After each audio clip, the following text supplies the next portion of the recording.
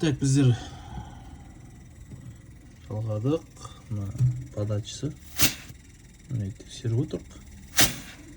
Нормально. Енді мына екеуін жалғаймыз. Бізде вентилятор істеп тұр. Компрессор істеп тұр. Ендігі мәселе бізде бәрін жалғап, аккумулят етіп, френ құю. Мынау Samsung инверторный компрессормен шалпақ 90-дық. Былайынан 1, 2, 3, 4, 90 шалпақтығы. Так. Слышно, нам плохо. Так. Енді фильтр жалғаймыз. 2 капилляркасын жалғаймыз. Мынау простой холодильник сияқты 1 капилляркамен біз 2 капилляркамен. Бұда клапан тұрады. Принцип работы. Мынаның клапанның принцип работы.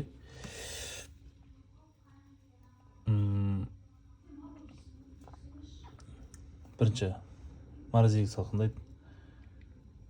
Морозиліктің датчигі салқындағанын сезіп сигнал келеді мынаған. Сонда морозиліктің клапаны жабылады, холодильник жағының клапаны ашылады. Сөйтіп кезекпен кезек жасайды.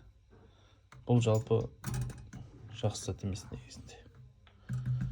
Білмеймін, бізге келіспейтін зат. Мынау қымбат тұрады, кетіп қалып жатса, бұл кетіп қалады көбінесе жалпы. Қымбат тұрады, бізде қол жетімсіз деп айтқанда. Қымбат Samsung центрлерден сұрасаң, бағаларын өте қымбат. Сосын жан жақтан іздеп табуға придется. Бір немен болған жақсыдан простой. Қазір фильтр ауыстырып, бұйырса френ құятын боламыз. Вакуум етеді. Так, мына бізде 2 қызмет атқарады. Вакуумный насос ретінде и давление береміз осымен. Давление береміз. Бізде манағы айтқан сол мына клапанды да тексеріп алуымыз керек. Проходтар ашық па, жабық па деген сияқты. Так, бисмилля. Азантай давление бердік, екеуінен де шығып тұр. Яғни ашық деген сөз. Енді фильтр жалғаймыз, бәрін полный жалғаймыз. Так, фильтр жалғадық. Мына 2 нені жалғадық. Енді біздер вакуум ертеттік. Сосын ішіне френ жіберіп қойдым. Енді қазір қосуым керек. Так, айта кететін нәрсем. Мына жерде қарап отырсаңдар, міне 1 пайка, 2 пайка, 3 пайка, мына жерден қосып, 4 пайка, 5 пайка, 6 пайка, 7 пайка, 8 пайка, 9 пайка, 10 пайка, 11 пайка. Көрдіңіз бе? Артының өзінде 11 пайкаленді да. Ол деген 11 пайканың біреуінен де жібермеу керек. 11 пайканың біреуінен де жібермеу керек. Бәрі герметичный, четко пайкалену керек. Себебі істеген еңбектің бәрі сол утечка болса сонымен шығып кетеді. Яғни френ шығып кеткеннен кейін бұл салқындатпайды. Салқындату үшін өте пайкаға мән беріп пайкалау керек. Оған тәжірибе керек. Яғни басында істеп үйренген адам ол міндетті түрде утечка жасайды. Ол өзі сол біреудің холодильнигін ремонттамай тұрып, өзі мастерскойда қолын үйрету керек. Яғни навыки дейді орыстар. Өзіне де мықты жаңағыдай дайындалу керек та. Осындай нәрселерден қателік кетпеу үшін. Өзінің холодильниктерін істеп деген сияқты біреудің холодильнигін бүлдіріп алып, өзінің желаниесін қашырып, яғни енді ақшасын қайтып беру керек болады, істей алмағаннан кейін, соответственно.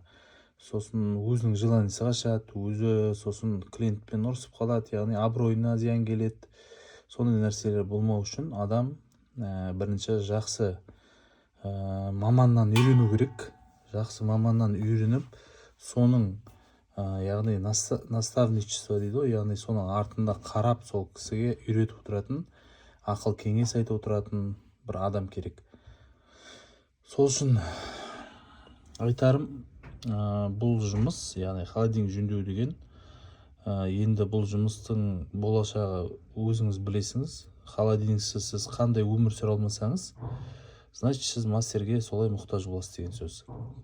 Яғни бұл жұмыстың болашағы өте жоғары, процентпен айтсақ 100% деп айтуға болады, Алла қаласа. Енді бұл жерде тек қана бұл холодильникті дұрыс үйреніп, және бұған уақыт керек, тәжірибе жинау үшін, сосын өте сапалы білім керек. Яғни осындай көптеген тәжірибеден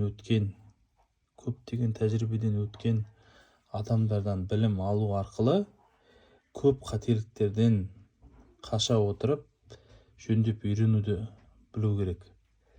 Одан кейін адам өзінің тәжірибесімен де өз-өзін дамытып, басқа да білімдерге алу керек, басқа да, яғни өзін дамыту керек адамда. Бір орында қалып қоймау керек. Мысалға мына жерде мынау деген инверторный мотор да, инверторный мотор. Сосын простой мотор да болады. Мысалға мына инверторның принцип жұмысы басқаша простой моторға қарағанда да. Сол себепті көп адамдардың қателіктері холодильниктердің, мысалға басында простой холодильниктерді жөндеу, оны ауыстыру, оған диагностика жасау оңай да. Ал мына инверторлердің бұл мотор кетіп тұрғаны, кетпей тұрғаны бәрін 100% диагностика жасау ол қиындау. Простой моторға қарағанда. Бұл простой мотордағындай бұл жерде реледен 220 шығып тұр деген нәрсе бұл жерде жоқ. Бұл жерде бұның платысы болады. Мына жерде платысы болады. Платысынан бұған яғни сигнал келе ме, келмей ме, соны тексеретін, соны тәжірибеден өзіңнің тәжірибеңнен үйренген өзіңнің навыкелерің болмаса, онда бір орында қалып қоясың да. Яғни бұл инверторный моторды шығарғанда соны біздер жөндеп үйренуіміз керек, соответственно қосымша тезірек. Себебі завод деген бір орында тұрмайды. Әртүрлі дизайн, әртүрлі мастерлер, әртүрлі инженерлер шығарып жатыр. Біреулер качествосына жұмыс жасайды, біреулер дизайн жақсы болса деп шығарып жатыр. Ал онымен біздер қапталдасып отырып, біздер соны жөндеп үйренуіміз керек. Яғни олардың шығарған нәрсесін біз жөндеп үйренуіміз керек. Сол үшін білім деген нәрсе тұрмайды бір орында. Егер де сен манағы сол простой мотормен қалып қойсаң, онда сен артта қалып қоясың. Мына инвертор жөндеп жүргендер, тағы да басқа да мысалға әртүрлі моторлар болады мысалға. Соларды жөндеп жүргендер, олар уже соответственно алға шығып кетеді. Яғни оларға клиенттер больше хабарласады да, чем саған. Сенен сұраса, мысалы инверторный жөндей аласың ба десе, сен жоқ деп айтасың да. Сол үшін ол инверторный жөндейтінде, простой жөндейтінде адамға хабарласқан тиімді болады оған.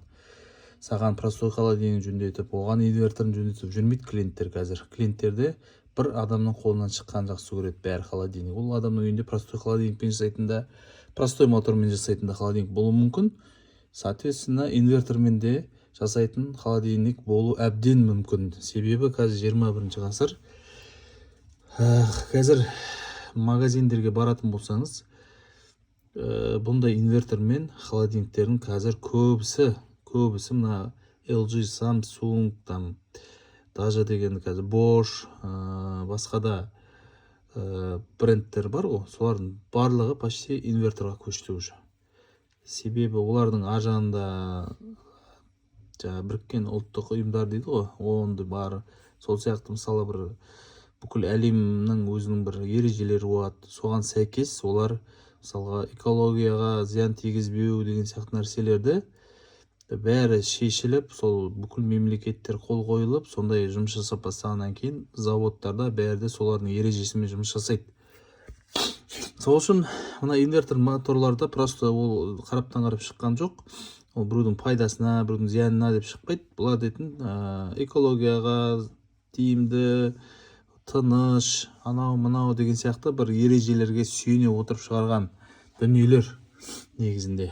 Сол үшін біздерде соответственно сол заңдарға шығу, ауысу, өзгеруіне байланысты біздерде өзіміз дамып отыру керек. Яғни холодильщик болғаннан кейін бір орында тек баяғы старый ескі холодильниктерді жөндеп отыру деген нәрсе, ол уже артта қалып қойған нәрсе. Заман талабына сәйкес, соответственно, біздерде білімімізді арттырып отыру керекпіз. Біздер жалпы базовый нәрселерді үйретеміз, мысалға осындай диагностика қойып үйретеміз, пайкілеп үйретеміз. Сосын осылардың ерекшеліктерін, мана простой холодильникте қандай принцип работы, инверторный осындай холодильниктердің принцип работалары қалай болады, сондай нәрселердің бәрін үйретеміз. Себебі ол базовый нәрсені білмесең, соответственно, ол дамып жатқан нәрселерді түсінбейсің. Сол үшін адам базовый нәрселерді үйренеді, сосын барып ары қарай өзі де қосымша жұмыс бабында білім алып, дамып отыру керек. Сонымен қазір бұйырсырынан қосамыз, давлениесін бәрін реттейміз. Алла қаласа холодильнигіміздің жемісін көреміз деп ниеттенеміз, үміттенеміз. Яғни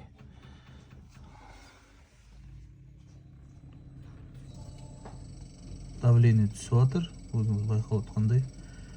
Кішкене френ беріп давлениесін көтеріп қойдық. Енді моторның істегенін байқау үшін осылай давлениесін түскенін көреміз. Мотордың істеп циркуляция айналдырып жатқанның бұл белгісі.